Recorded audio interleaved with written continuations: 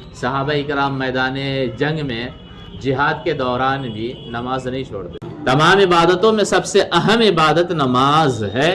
اس کی اگر ہمیں فکر نہیں ہے تو تھوڑا ایمان کو ٹٹولنا چاہیے کہ ایمان ہمارے دل کے اندر کہاں. آپ ہمارے اکابرین کو دیکھیں, نبی صلی اللہ علیہ وسلم کے آخری کلمات کیا تھے؟ امتی الصلاۃ امتی الصلاۃ امتی الصلاۃ, میری امت نماز, میری امت نماز.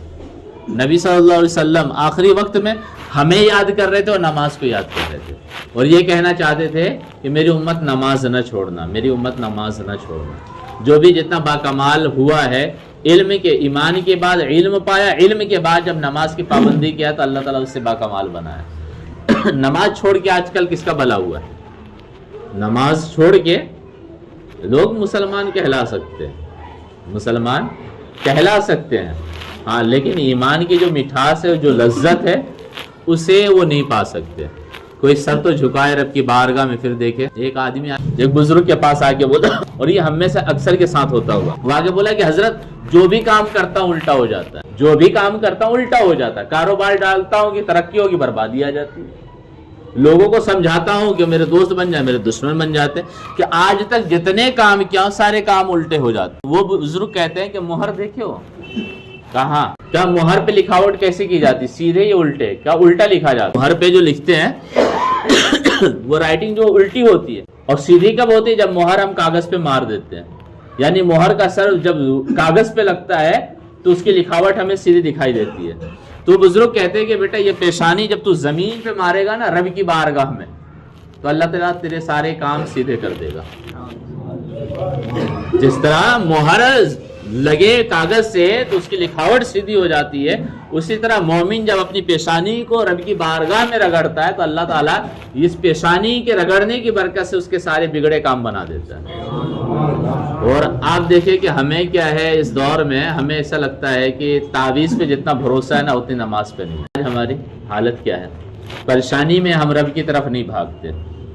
اور اللہ تعالیٰ فرمایا فَفِرُّوا إِلَى اللَّهِ, جب دقتیں دشواریاں پریشانیاں تمہیں گھیر لے, فَفِرُّوا إِلَى اللَّهِ, بھاگ کے جاؤ رب. لیکن ہم لوگ کیا پولیس والے کے پاس جاتے ہیں, مارکیٹ میں جاتے ہیں, اور دوسرے دوست احباب کے پاس جاتے ہیں. تو کوئی بھی ہمارا بگڑا کام بنا نہیں سکتا سوائے رب تعالیٰ کے. وہ مردے کو زندہ کر سکتا ہے. وہ مردے کو, ہم نہیں تھے تو ہمیں وجود عطا کر دیا, ہم تو ہیں, ہمارا کام بھی ہے.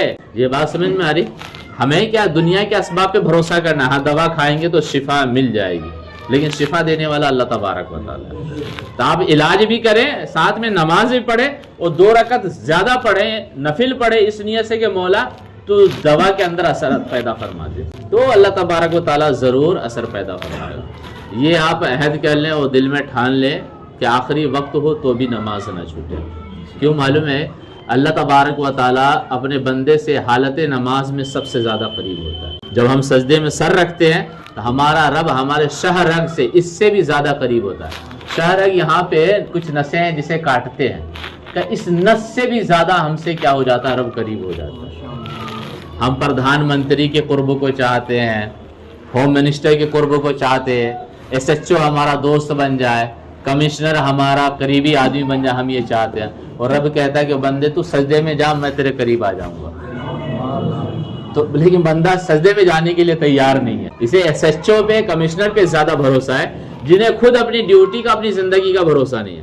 اور یہاں رب وحی لا یموت ہے, ہمیں اس کی ذات پہ بھروسہ نہیں ہے. بہرحال اپنے دل کو اس بات کے لیے آمادہ کرے کہ نہیں, میرے رب کی طرح کائنات میں کوئی نہیں. اور سونے سے پہلے ضرور کہہ کے سوئے کہ کوئی کچھ بھی کہے لیکن میرے رب کی طرح کوئی بھی نہیں.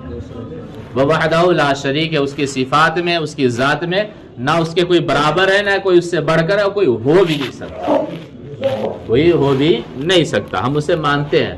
اس کے بعد آپ کبھی یہ سوچ کے نماز میں سجدے میں سر جھکائے کہ وہی میری عبادتوں کا حقدار ہے, اس لیے کہ کائنات کی ہر چیز اس کے قبضہ و اختیار میں.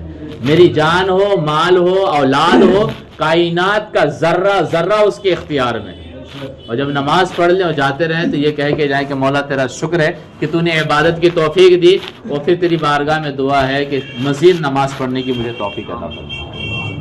یہ بات سمجھیں, توفیق مانگتے رہیں. بہرحال ہم آتے ہیں, یہ ایسی بات ہے, دل دکھتا بہت زیادہ ہے. ٹھیک ہے کہ ہم لوگ اتنی تعداد میں ہیں, اور چلیے مرد حضرات تو دکھ جاتے ہیں, ہماری گھر کی عورتیں اور پابندی نہیں کرتی. ان کے لیے کیا ہیلا اختیار کیا جائے میرے سمجھ کے پرے ہے. ان کے لیے میں کیا کروں یہ سمجھ کے پرے ہے. پتہ چلا کہ ابھی سمجھا کے آ رہے ہیں, تھوڑی دیر کے بعد ان کی لڑائی ہو رہی ہے, اور اتنے مست مست وہ کس کمپنی سے گالی بنا کے لاتے ہیں خدا ہی بہتر جانے. اور آپ کو میں بتاؤں کہ کل کئی مرتبہ ایسا ہوا کہ بوڑھی عورتیں اگر گالی گلوچ کر رہی ہیں نا تو سمجھ میں آئے گا کہ ذہنی توازن ویسا نہیں ہے جیسا ہونا چاہیے. بڑھاپے میں انسان چڑچڑا ہو جاتا ہے. جوان لڑکیاں ہیں جو شادی شدہ نہیں ہیں, وہ ایسی بھدی بھدی گالی دیتی ہیں کہ شرم کی وجہ سے سر جھک جائے. وہ بھی اکیلے میں دے تو الگ بات ہے, وہ بھی غیرت کے خلاف ہے. جھنڈا چوک پہ کل گالی دے دی تھی. میں کہا اللہ اکبر, ایسی لڑکی. اب میں کیا کہہ سکتا ہوں. اب میں سوچا اگر میں روک کے اگر واضح نصیحت بھی کروں تو وہ بھی خلاف ادب ہے کہ غیر محرم نہیں کر سکتے. اب کریں تو کرے کیا. کبھی کبھی انسان کا دماغ کام کرنا بند کر دیتا ہے. بہرحال ہمیں اور آپ کو کوشش کرتے رہنی ہے کہ ہم اچھائی کو پھیلائیں.